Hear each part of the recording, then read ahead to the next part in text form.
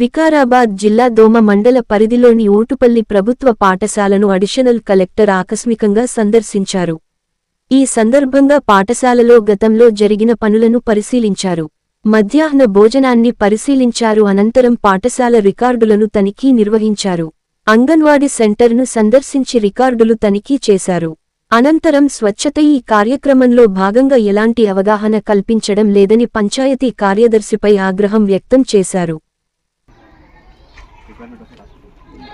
స్వచ్ఛత హీ సేవ ప్రోగ్రాంలో భాగంగా ఈరోజు ఈ గ్రామాన్ని సందర్శించడం జరిగింది.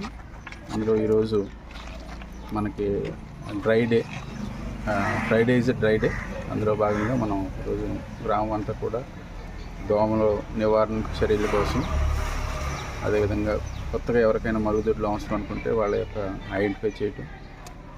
ఐడెంటిఫై చేసి ఉంటే కనుక ఈరోజు ముగ్గు వేయటం, ఇటువంటి కార్యక్రమాలన్నీ ఈరోజు మనం ఇది అక్టోబర్ 2 వరకు జరుగుతుంది. ఇవన్నీ ఒక్కొక్క రోజు ఒక్కొక్క ప్రోగ్రామ్.